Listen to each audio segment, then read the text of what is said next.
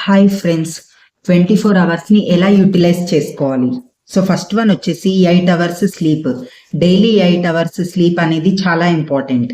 Next one వచ్చేసి 8 hours study లేదా work కోసం, కాలేజ్, ఉద్యోగం లేదా ముఖ్యమైన పనుల కోసం. నెక్స్ట్ 2 అవర్స్ వచ్చేసి స్కిల్ డెవలప్మెంట్, కోడింగ్ కానీ, కమ్యూనికేషన్ స్కిల్స్ కానీ, ఇంగ్లీష్ స్పీకింగ్ కానీ, ఏఐ టూల్స్ కానీ, వీడియో ఎడిటింగ్ కోసం.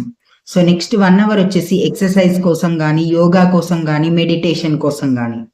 నెక్స్ట్ వన్ వచ్చేసి 2 hours family and personal time గురించి.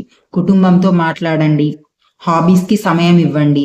1 hour planning and self improvement, goals రాయండి, టుమారో వర్క్స్ని ప్లాన్ చేయండి. 2 అవర్స్ ఎంటర్టైన్మెంట్ కోసం, మూవీస్, సోషల్ మీడియా పరిమితంగా మాత్రమే.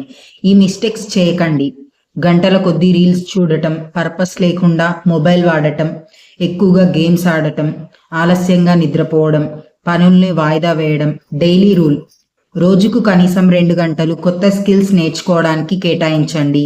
అదే మీ ఫ్యూచర్ని మార్చుతుంది.